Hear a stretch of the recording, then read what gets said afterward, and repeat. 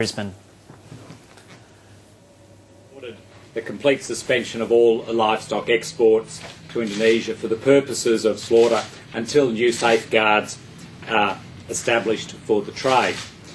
This suspension will be in place until the government and industry establishes sufficient safeguards which provide a verifiable and transparent supply chain assurance, up to and including the point of slaughter for every consignment that leaves Australia.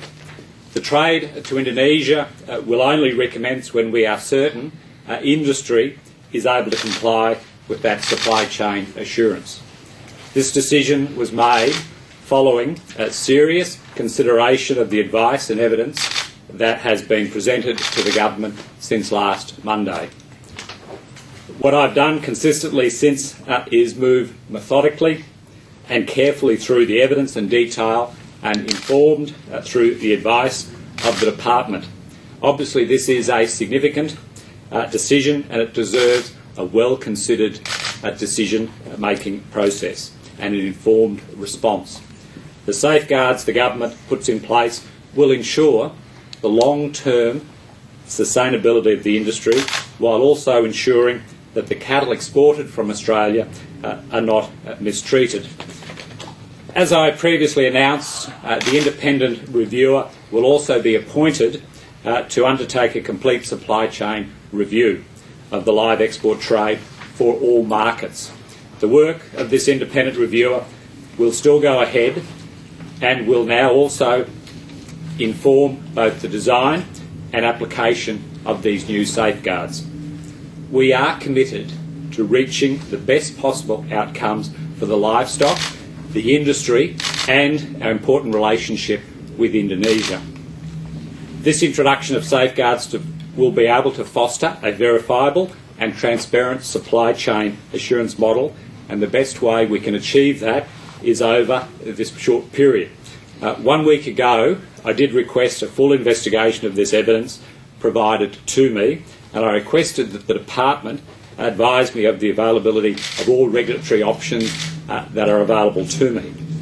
I have since received the advice and have met with key stakeholders, the RSPCA included, industry and various industry representatives. A decision of this weight does require due consideration. Accordingly, over the past week, I have thoroughly assessed all the advice that's been presented to me, and I'm confident now that I have made a suitably informed decision. And I'm confident that this decision is the right decision to make. The Indonesian and Australian government have agreed to work closely together with industry to bring about improvements in practices in abattoirs and to make this important trade sustainable in the longer term. After meetings held in Jakarta yesterday, both governments have agreed that Australia and Indonesia will implement an immediate and long-term plan. As partners, both countries respect each other's way of working. The Australian government will ensure that the exporters of live cattle meet the animal welfare standards expected by the Australian and Indonesian government. A sustainable live animal export industry must be built on the ability to safeguard the welfare of animals. Questions? Minister, are you aware how many contracts or current or pending shipments this will affect? What I'm keen to do over the ensuing couple of days is work with industry to look at what the impacts are. Clearly there's been impacts within the industry. What I'm keen to be able to do is work with the industry and look at those impacts right across the current supply chain. Why only 6 months, given the fact that the industry has been trying to get this sorted out for the last 20 years? It's up to 6 months. So what that does is give the industry and of course the Indonesian government the ability to work with the department to come up with suitable outcomes, because what we need to achieve is welfare outcomes for the cattle involved, but we also need to ensure that we can have a long-term sustainable industry. We need to put in place that supply chain assurance. So as soon as we can move to a supply chain assurance, then we can transition for the longer term. What are the safeguards, given the fact that there's incredible discrepancy about whether you can stun or you can't stun, and whether the boxes that NLA have been putting in are worth the effort that they've made to put them in there? That's why it's a very complex issue. That's why the department and the industry need to work together to come up with a sustainable industry. The only way they're going to do that is to ensure that we put in place supply chain assurance, which then ensures all of those issues are taken into account and dealt with accordingly, because the end goal here is to ensure we've got animal welfare outcomes, that animals aren't mistreated, that we don't see the footage that we saw on the television, and that we ensure that industry can continue to have live animal export for the sustainable future. Minister, there are at least 25 large abattoirs in Indonesia which already meet Australian standards. Why couldn't you allow those abattoirs to continue processing while the bans apply to the others, to bring them up to standards? What we do have to ensure is that we have a verifiable and transparent system, a supply chain assurance. What I've asked industry to do is to come forward, work with my department to come up with a plan that ensures that we can verify cattle as they leave Australia, as they arrive in an abattoir, and there's no leakage from the system, because what we have to ensure is that no animal is mistreated in that supply chain. What we don't have at the moment is that supply chain assurance. So notwithstanding that you say, and you might argue that there are abattoirs that meet certain standards, what we don't have is a supply chain assurance that ensures every cow that leaves Australia on a ship that ends up in a feedlot that then goes to an abattoir is accounted for. What about compensation? Earlier question about orders already in place and contracts already done, etc. What about the exporters? Are they liable to get any compensation for this? What I want to do is talk to industry. I do understand there's been significant impact to industry as a consequence of this decision. This decision is based on all the available advice that I've received and, of course, what we have seen in terms of welfare outcomes for animals. What we then now need to do is to talk with industry, look at what those impacts are, and sit down with industry and work out both a plan to ensure we have animal welfare outcomes as a supply chain assurance, but we also need to work with the industry to ensure that we've got a plan for the domestic industry. Just a typical example, I got a call this morning from an exporter who bought cattle in Darwin for $2 a kilo. He's got several thousand cattle on contract. He reckons they're now worth about 80 cents a kilo. Is there any compensation for him? As I said, what I'm keen to do is work with industry. I do accept that there's been impacts to industry, but let's not divert from where we are. We are here because of the animal welfare outcomes. Nobody accepts, the community doesn't accept the animal welfare outcomes that we all saw on the television. Nobody accepts that we should continue a trade with those animal welfare outcomes. What the community expects, what industry expects and accepts, and the Indonesian government will all work together to ensure that we've got a sustainable future for this industry. The only way we're going to achieve a sustainable future for this industry is to ensure we've got animal welfare outcomes. Everybody knows that, but with respect to having answered the question, will there be discussion about compensation for the exporters? In fact, I did answer that. I said that I'm keen to sit down and work with industry, both in the supply chain assurance and the domestic industry, to see what the impacts are. So is that a yes or a no? What I've said is that I'm keen to sit down with industry. I do accept that there's been impacts both domestically and along that supply chain, and listen to their concerns. So you know Indonesia's now going to get their cattle from Brazil, which will be 3 weeks on the water, and they won't be subject to any acheless inspection or provisions. And when they get to Indonesia, there won't be the supervision that applies now with Australian cattle in Indonesia. No one accepts what we have seen in terms of welfare of animals. I was shocked, I'm sure you were shocked as well. What we do need to do is to work with industry, work with the Indonesian government to ensure that we do have a long-term sustainable industry.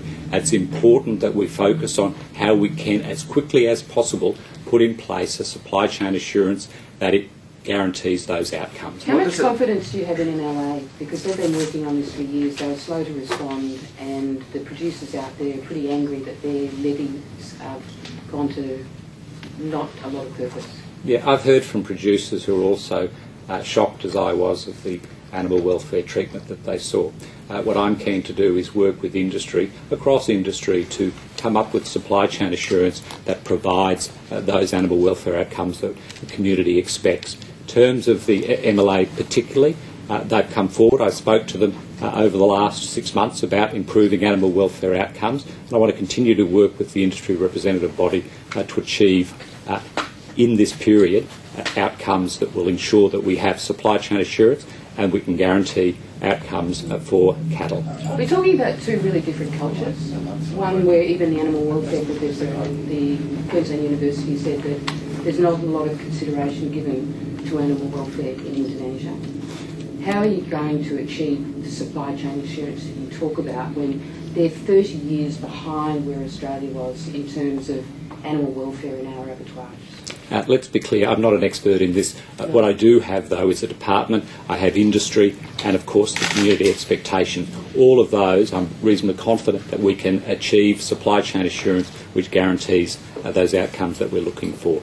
So what we do need to do is get industry around the table. The department will have those conversations because it is, in my view, achievable that we can get a supply chain assurance in place, that we can ensure the outcome for animals during this period. What does it say about the department? It's taken this public outrage to address an issue that seems to have been bubbling below the surface for the best part of 20 years.